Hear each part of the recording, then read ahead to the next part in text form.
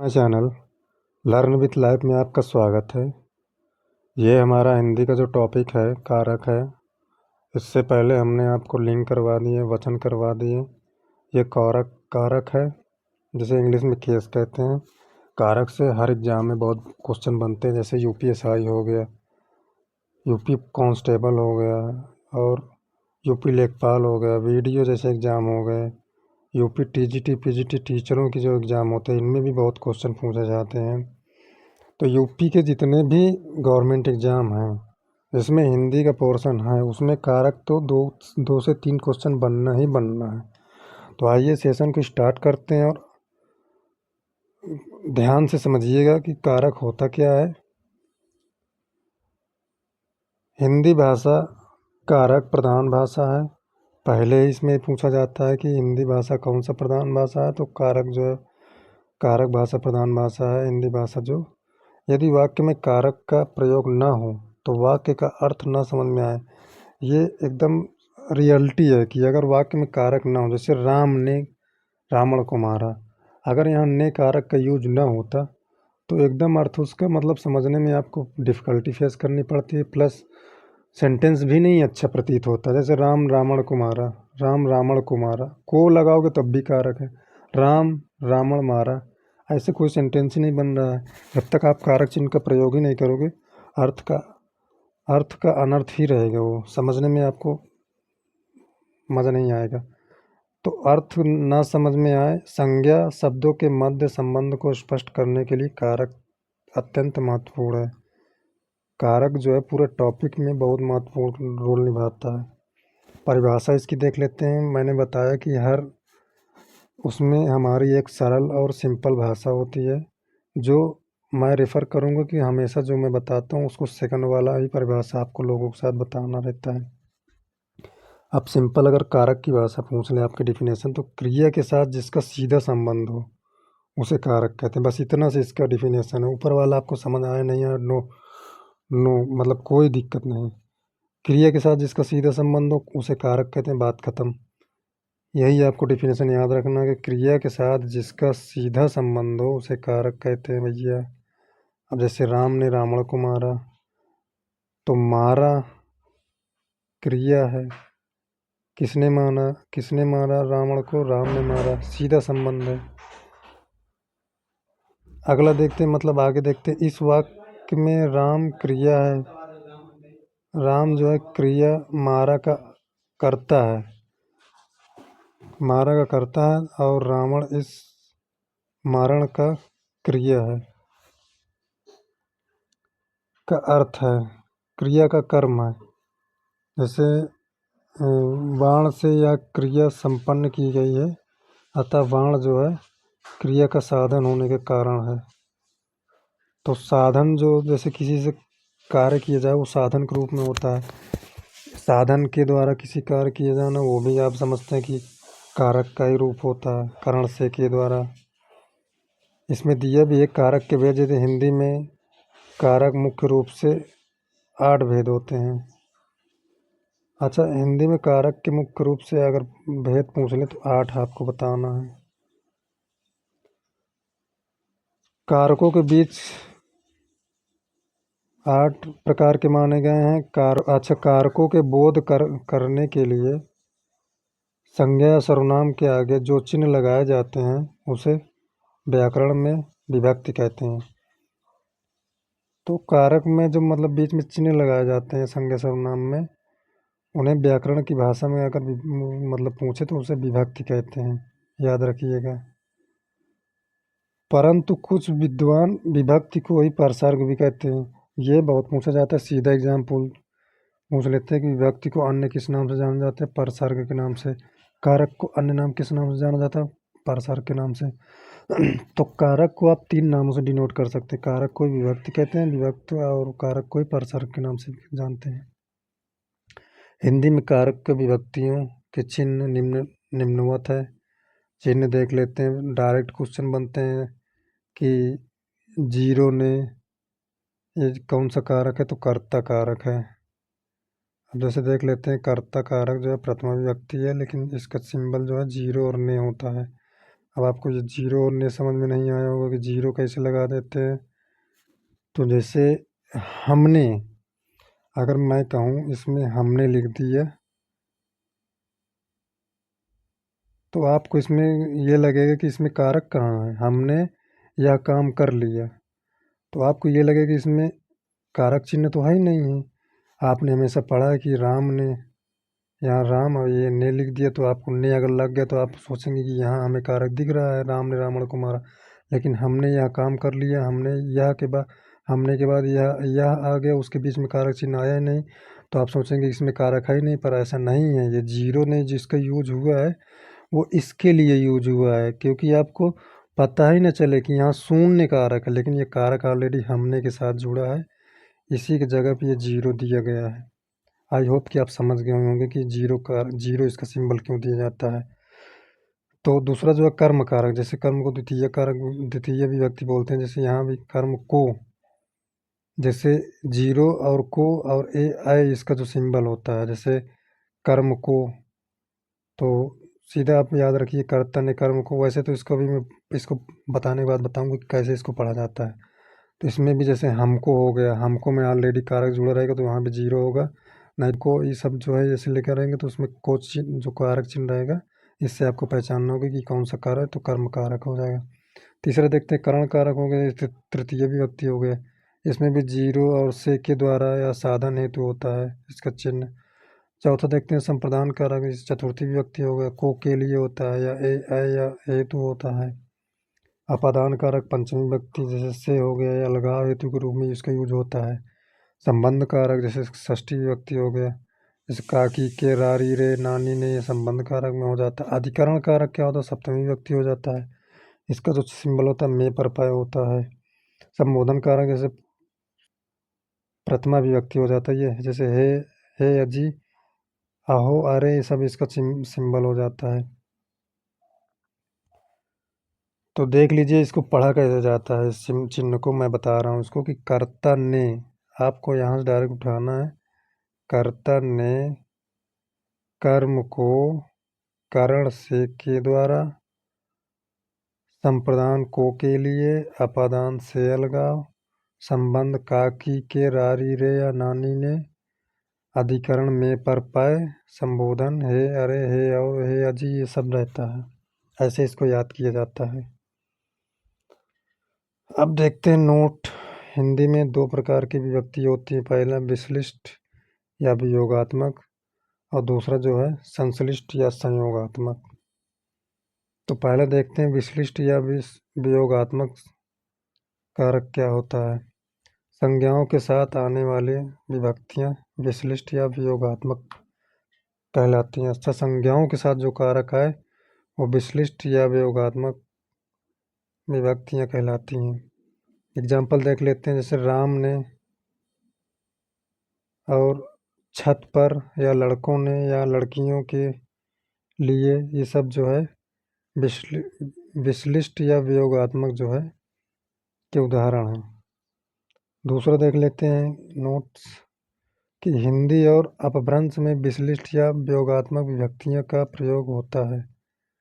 मतलब इसका जो प्रयोग होता है के हिंदी और अपभ्रंश में विश्लिष्ट और वियोगात्मक विभक्तियों का जो है प्रयोग होता है।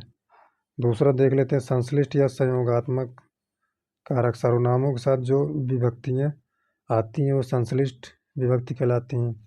संश्लिष्ट या संयोगात्मक, पहली बात तो ये आपको याद रखिए कि संश्लिष्ट या संयोगात्मक, एग्जाम्पल में एक ही देगा कि संयोगात्मक सर्वनाम किसके साथ आती हैं, तो ये सर्वनाम के साथ आती हैं संयोगात्मक विभक्ति। जैसे उसका, किसका, तुम पर या तुमको, ये संश्लिष्ट या संयोगात्मक विभक्ति हो गया। अगला देखते हैं नोट इसकी, पाली हो गया, प्राकृतिक हो भाषा में संश्लिष्ट या संयोगात्मक विभक्ति का प्रयोग होता है। उसमें जो है वो हिंदी और अपभ्रंश में था, इसमें जो है पाली प्राकृतिक भाषा में संश्लिष्ट का संयोगात्मक विभक्ति का प्रयोग होता है। देख लेते हैं कारक, पहले अब जब कारक जो है 8 होते हैं तो एक एक कारक जो है डिस्कस कर लेते हैं। कर्ता कारक जिसका चिन्ह होगा जीरो ने, जैसे किसी क्रिया को करने वाले को कर्ता कारक कहते हैं। इसकी एक दूसरी डिफिनेशन देख लेते हैं कि संज्ञा या सर्वनाम के जिस रूप से क्रिया के करने वाले का बोध हो उसे कर्ता कारक कहते हैं। जैसे राम ने फूल तोड़ा, तो यहाँ किसने फूल तोड़ा? राम ने तोड़ा, इसलिए ये कर्ता कारक हो गया, क्रिया कारक या कर्ता कारक। अध्यापक ने पढ़ाया, किसने पढ़ाया? अध्यापक ने पढ़ाया। सीधा जो है इसको मतलब पढ़ाने का जो क्रिया का जो सीधा उस कर्म पर पड़ता है, कर्म यहाँ अध्यापक है, कर्ता कारक हो गया। दूसरा कर्म कारक जीरो को या ए आई हो गया इसका सिंबल। जैसे जिस संज्ञा शब्द पर क्रिया के कार्य का फल पड़ता है उसे कर्म कारक कहते हैं। जैसे राम ने रावण को मारा और पिता ने पुत्र को बुलाया, रामू ने कुत्ते को मारा। तो यहाँ जो को कारक चिन्ह है ये कर्म कारक चिन्ह का सिंबल है। अगला देखते हैं, तीसरा जो है करण कारक। इसका सिंबल जो है जीरो से के द्वारा या साधन हेतु होता है। संज्ञा के जिस रूप से साधन का बोध हो उसे करण कारक कहते हैं, अथवा जिस साधन से अथवा जिसके द्वारा क्रिया पूरी की जाती है उस संज्ञा को करण कारक कहते हैं। मैंने बताया था कि करण कारक में हमेशा साधन, किसी साधन के द्वारा ही काम होता है। जैसे इसका नोट देख लेते हैं। इसका जो चिन्ह से चिन्ह कारण कारक व अपादान दोनों में ही होते हैं, लेकिन करण कारक के से का अर्थ है कि साधन या सहायता होता है, वहीं अपादान से का अर्थ होता है कि अलगाव होता है। समझ में नहीं आया? मैं बताता हूँ। मतलब करण कारक और जो है अपादान कारक, इसमें दोनों में से जो है सिंबल कारक का जो चिन्ह का है उपयोग होता है। लेकिन कैसे पहचानो क्योंकि यहाँ करण कारक का कि अपादान कारक का है, तो इसकी जो पहचान है, करण कारक का जब भी पूछेगा साधन या सहायता हेतु के यूज किया जाएगा। जैसे उसने जैसे मोहन बस से स्कूल गया, तो यहाँ बस जो है साधन के रूप में काम हुआ है, तो यहाँ जो है करण कारक हो जाएगा। लेकिन वहीं अगर मोहन जो है बस से गिर गया, अगर से अलगाव के रूप में अगर आ जाए, गिरना एक अलगाव हो गया। जैसे पत्ते जो है पेड़ से गिर गए या पेड़ से अलग हो गए या टूट गए, ये भी अलगाव ही होता है। तो उम्मीद करता हूँ आपको समझ आ गया होगा। एग्जाम्पल देख लेते, जैसे भैया जी ने चाकू से आम काटा। अब चाकू से किसी साधन से ही तो काम किया गया है। अब इसका साधन क्या है? चाकू है, चाकू से फल काटा गया है। और रामू श्यामू के साथ बाजार गया, तो यहाँ जो रामू है श्यामू के साथ बाजार गया है, तो साधन से मतलब किसी के साथ जाना या किसी के साथ आना जाना करना, मतलब ये साधन का ही यूज करता है। अच्छा, चाकू से आम काटा, वो अलगाव हुआ क्योंकि काट दिए तो फल अलग अलग हो गया। संप्रदान कारक देख ली थी, को के लिए इसका चिन्ह होता है। जैसे संप्रदान का अर्थ होता है देना, अर्थात जिसे कुछ दिया जाए, अर्थात जिसके लिए कुछ किया जाए उसका बोध कराने वाली संज्ञा के रूप को संप्रदान कारक कहते हैं। जैसे नोट देख लेते, को विभक्ति का चिन्ह कर्म व संप्रदान दोनों में होता है। जैसे को विभक्ति कर्म को या संप्रदान को के लिए दोनों में यूज होता है, तो इसकी किंतु संप्रदान में जो को का प्रयोग होता है वो सदैव कुछ देने के अर्थ में होता है। जैसे संप्रदान मतलब जैसे श्याम ने राम को कंबल दिए, तो कुछ देने के रूप में इसका प्रयोग होता है, तो वहाँ पे होता है संप्रदान कारक। और यदि कुछ के अर्थ में हो या कुछ प्रदान करने के अर्थ में होता है, जैसे सुरेंद्र जो है गुरु जी को दान देता है, या मैंने उसको खिलौना दिए, जो किसी के कुछ देने के रूप में हो तो वहाँ संप्रदान कारक हो जाता है। अच्छा, किसी के देने के रूप में हो और उसे रिटर्न न किया जाए, तो वहाँ जो है संप्रदान कारक हो भी जाता है। अपादान कारक से अलगाव, मैंने बताया था कि जहाँ से अलगाव हो जाए, जैसे संज्ञा के जिस रूप से किसी वस्तु से अलगाव होने के या अलग अलग होने का भाव प्रकट होता है उसे अपादान कारक कहते हैं। अपादान नोट देखते हैं, अपादान कारक में अलग होने का अर्थ अर्थ के अतिरिक्त निकलने और सीखने के अर्थ में भी, या डरने के अर्थ में भी, या तुलना या दूरी बताने के अर्थ में भी अपादान कारक का प्रयोग होता है। जैसे बहुत पूछा जाता है कि किसी से तुलना करना भी अपादान कारक ही होता है। और कुछ सीखने के अर्थ में भी, मतलब आप कुछ सीख गए, किसी से ज़्यादा सीख गए, तो उससे कंपेयर करना भी आपको अपदान कारक ही होता है। डरने के अर्थ में मैं इससे डरता हूँ, अगर किसी चीज़ से डरूंगा तो उससे दूरी बनाऊंगा, डिस्टेंस मेंटेन करना भी अपदान कारक ही होता है। तुलना मैंने बताया कि अच्छा खराब किसी से होना, वो भी एक दूरी बताने का ही काम करता है। दूरी बताने का भी अर्थ में अपदान कारक होता है। इसके एग्जाम्पल देख लेते हैं। कारक में अपादान कारक पूछा भी बहुत जाता है। गंगा हिमालय से निकलते हैं। अब हिमालय से जो गंगा निकल रही है, मतलब दूर ही तो जा रही है निकल कर, तो डिस्टेंस बता रही है। ये भी अपादान कारक हो। विद्यार्थी अध्यापक से सीखता है, कुछ सीखने के अर्थ में मैंने बताया था कि ये भी अपादान कारक ही होगा। राम पुलिस से डरता है, डरना भी आपको मैंने बता चुका। रमेश सुरेश से लंबा है। अच्छा, लंबा है तो मतलब ये भी आपका एक तरह का कंपेयर करना ही होगा। पृथ्वी सूर्य से दूर है, डिस्टेंस मेंटेन कर रहा है। रमेश का घर सुरेश के घर से 10 किलोमीटर दूर, डिस्टेंस मतलब अपादान कारक। पेड़ से पत्ते गिरते हैं, ये भी आपको मतलब दूरी बता रहा है कि वहाँ से पत्ता गिर गया, अलगाव जहाँ भी भाव हो, हमेशा अपादान कारक। रमेश घोड़े से गिर पड़ा, उस घोड़े से जैसे ही गिरा एक अलगाव हुआ उसका भी, तो वो भी अपादान कारक ही हो गया।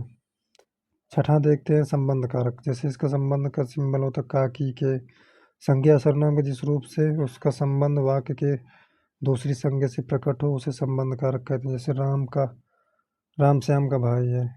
अब यहाँ जो कारक आ गया है, ये जो है संबंध हो गया के। चार भाई, राजा दशरथ के चार पुत्र हैं या चार बेटे हैं, तो के जो है यहाँ संबंध है। मेरे पापा डॉक्टर हैं, तो यहाँ मेरा जो है संबंध हो गया।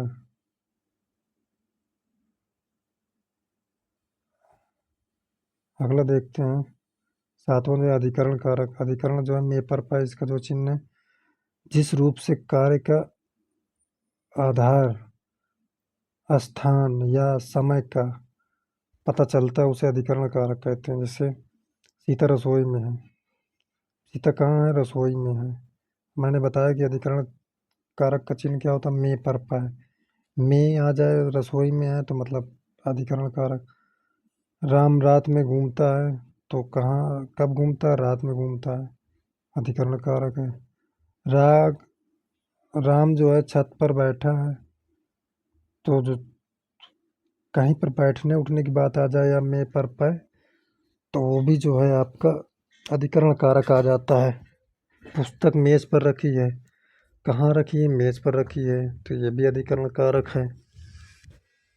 आठवां देखते हैं संबोधन कारक है।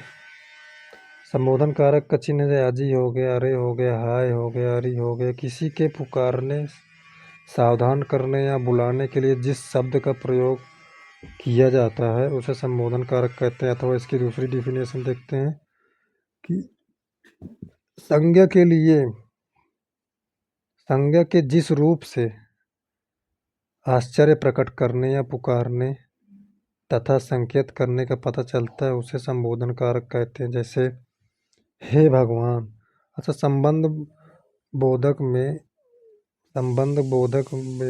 में इसमें हमेशा चिन्ह आपको मिलेगा कारक, संबोधन बोधक का। जैसे हे भगवान रक्षा कीजिए, हो ये क्या हो गया। रे दुख रे दुष्ट बालक कहाँ भाग रहा है, यह संबंध बोधक कारक है। तो कारक संबंधित शुद्धियाँ अशुद्धियाँ कैसे होती है। जैसे शुद्ध वाक्य किधर है कारक का, अशुद्ध और अशुद्ध वाक्य किधर है, शुद्ध वाक्य किधर है। जैसे तेरे को कहाँ जाना, तो यहाँ तेरे को कारक संबंधी गलती हो गई, तो यहाँ लिखा जाएगा उसका शुद्ध रूप तुझे कहाँ जाना है। वह घोड़े के ऊपर बैठा है, लेकिन यहाँ जो है घोड़े पर बैठा है, शुद्ध होगा इसका। रोगी से दाल खाई गई, तो यहाँ रोगी के द्वारा दाल खाई गई, इसका शुद्ध वाक्य हो जाएगा। जैसे मैं कलम के साथ लिखता हूँ, कलम के साथ लिखता हूँ, ऐसा कैसे हो गया। मैं कलम से लिखता हूँ, ये इसका शुद्ध हो जाएगा।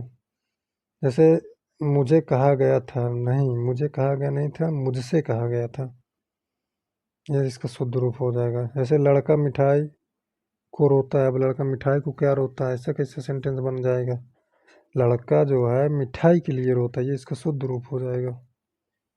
अगला देखते हैं शुद्ध और शुद्ध वाक्य जैसे इस किताब के अंदर बहुत कुछ है, नहीं, इस किताब में बहुत कुछ है, ये इसका शुद्ध होगा। मैंने आज पढ़ना जाना है, बताओ, मैंने आज पढ़ना जाना है। मुझे आज पढ़ नहीं, मैंने आज पटना जाना है, यहाँ लिखा पढ़, तो मुझे आज पटना जाना है, ये शुद्ध होगा। तेरे को मेरे से क्या लेना देना, तो यहाँ तुझे मुझसे क्या लेना देना, इसका शुद्ध हो जाएगा। उसे कह दो कि भाग जाए, यहाँ जो शुद्ध होगा इसका, उससे कह दो कि वो भाग जाए। सीता से जाकर के कह देना, सीता से जाकर कह देना, ये शुद्ध होगा। तुम्हारे से कोई काम नहीं हो सकता, यहाँ तुमसे कोई काम नहीं हो सकता, ये शुद्ध होगा। जैसे मैं पत्र लिखने को बैठा, नहीं, मैं पत्र लिखने के लिए बैठा। मैंने राम की यह बात कह दी थी, राम को यह बात कह दी थी, तो मैंने राम से यह बात कह दी थी, ये इसका शुद्ध होगा। इन दोनों घरों में एक दीवार है, नहीं, इन दोनों घरों के बीच एक दीवार है। तो ये था कारक, जिसे हमने डिटेल में आपको बताया कि कारक के 8 भेद होते हैं। कारक के जितने भी सिंबल हैं वो बताएं। डायरेक्ट क्वेश्चन पूछ लिया जाता है, जैसे को कह दिया, को कौन सा कारक है, तो कर्म को, तो ये ऑप्शन में दे दिया रहता है, उसमें आपको चूज करना पड़ता है। अभी डिसाइड करेंगे कि वहाँ क्वेश्चन किस टाइप से बना के पूछता है, उसी हिसाब से आपको, आप एक बार पढ़ लेंगे, अगर एक बार नहीं समझ में दोबारा देखेंगे वीडियो, समझ में आएगा। तो मिलते हैं नेक्स्ट चैप्टर में। उम्मीद करेंगे कि ये वीडियो आपको पसंद आया होगा। अगर पसंद आया तो लाइक कर दीजिए, बहुत पसंद आया तो शेयर भी कर दीजिए, उससे भी ज़्यादा पसंद आया तो 4 कमेंट भी कर सकते हैं, कोई दिक्कत नहीं है। आप अगर वीडियो पसंद आए तो लाइक कर दीजिए, नहीं पसंद आए डिसलाइक का भी ऑप्शन होता है, आप वो भी कर सकते हैं। कोई इसमें ये नहीं कि आपको वीडियो को लाइक ही करना है। चलिए मिलते हैं नेक्स्ट चैप्टर में, तब तक आप अपना ख्याल रखिए, मस्त रहिए, और थैंक यू कि आपने लास्ट तक देखें। धन्यवाद आपका।